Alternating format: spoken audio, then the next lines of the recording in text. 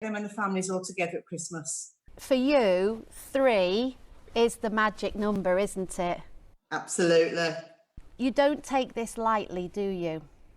Not at all, not at all. We've abided by the rules that we were given because we genuinely believe it's what it needed to be done. But it's been very difficult because of the Welsh and the English gap between. I'm asthmatic, my mum's asthmatic, so like you said, we're not taking anything lightly. When it comes to the day, any of us have got any kind of symptoms, then we won't do it. Hello, Jodie's family.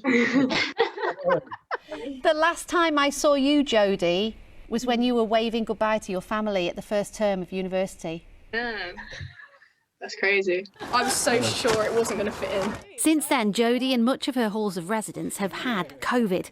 Now she's weeks away from being tested so she can come home, but not to a traditional Christmas.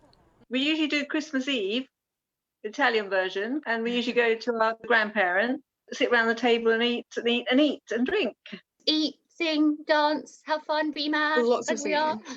This year, the 6 families will celebrate apart. It's upsetting, but we'll get through it. We'll just, some of us will get together and then the others will get together and then we'll Zoom each other. And it is only one Christmas out of maybe 80, 90 Christmases most people would have. If it felt like you were going to do this for 3 or 4 Christmases, like, the usual time it takes to make a vaccine, then I think we'd be a bit worried. But Bring Nonna in. No. It might only be this we time. have the leader of the family here. Oh, who's the leader of the family? Oh, no. No. Grandpa. Hello, Grandpa. He's the one we've got to look after. The virus doesn't care whether it's Christmas or not. That's true. Would you happily sacrifice this year then? Not happily, but sensibly. Stephen lives near Hull but comes from a huge extended family in Northern Ireland, and this year is one of the very first they'll spend apart. The minute you touch down, it's like who you're going to visit and when, basically. Everyone wants to see, and that includes friends on that as well. So decided not to go back to Northern Ireland. I currently live in an area with the highest infection rate in the country. I'm in no way saying there's anything wrong with people utilising the bubbles and the guidance, because the guidance is there, but for us, the family, we've decided not to do it. They understand, and we'll see them again, and we'll have a great, as they would say in Northern Ireland, we'll have great crack when we all meet up. It'll happen. It will happen, yeah, absolutely. Christmas 2020 will be like none that's gone before, memorable for all the wrong reasons. But family, together or apart, is still likely to be the very thing that keeps us going. I imagine that's like your family with you doing the dancing at Christmas. I do like to get dressed up and have a Do bit you? have a bit of a What's your shindig. Christmas Day outfit? Well, a few years ago, Joe, our little one, he wanted me to dress the same as him, so I had to find a pair of green trousers and a red top with a... Oh, you'd have been like a big elf. Yeah. A ridiculously big elf. I'll find you the picture of us dressed pop it up? similarly. Well, I'll show it to you, yes.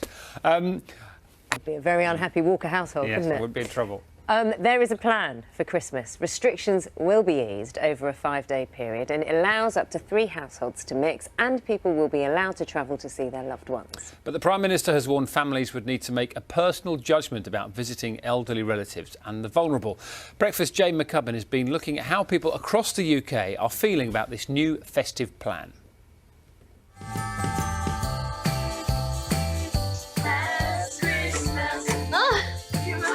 Oh my God, that's me in a Christmas outfit. Christmas is really all about making memories. And after a year of some of the worst, we now have a choice. Rejoin some of our families and make more, or stay away to guarantee we keep them safe. Hello, Robertsons. Hello, give me a big wave, kids. For the Robertsons in Scotland, the numbers just don't work. Memorable for all the wrong reasons. But family, together or apart, is still likely to be the very thing that keeps us going. I imagine that's like your family with you doing the dancing. How are you going to deal with Christmas this year? Do let us know. You can find us at bbcbreakfast@bbc.co.uk on email and get in contact on social media. And let's find out from our regular GP this morning. We have Dr. Rachel Ward over Christmas with your GP hat on and then with your sort of normal hat on, if you like. Yes, morning Dan, morning Naga. So obviously I think with my GP hat on then, I can see that there are a lot of people who've had a really tough year. You're roping in lots of volunteers to be marshals and people to be phoning people. We are looking at the fact that we may have to deliver the vaccine at quite short notice, and it's going to be really all hands on deck. Can I just say one thing that people can do which will be incredibly useful is that make sure that your contact details are up to date with your GP, and make sure they have your mobile number, because if we have to roll this out quickly, we want to be texting people, phoning people, and we really need mobile numbers. So that would be very useful. Very helpful advice as ever. Rachel Ward, thank you very much. Have a great day, and I'm sure we'll see you again soon. Thank you. Cheers. See you soon. I want to say smiley. I do love it. Really have to reflect on whether that is fair on those people. And what sort of discussions are you having with your patients about this? Because everyone's aware, aren't they, that you as GPs, you get asked all sorts of questions. Meeting safely, because we know that the really difficult feature of this virus is that you can be completely asymptomatic in spreading it.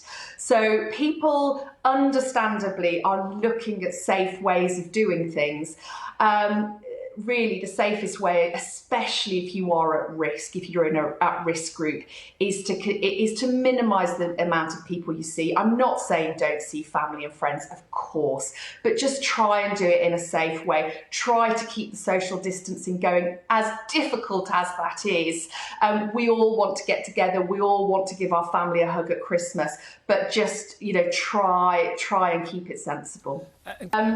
We don't have much more information at the moment than we did about a week or so ago. So we are still basically looking at working in our areas, working with other practices to deliver the vaccine. We know that we're going to be targeting our most vulnerable groups first. Very helpful advice as ever. Rachel Ward, thank you very much. Have a great day, and I'm sure we'll see you again soon. Thank you. Cheers. See you soon.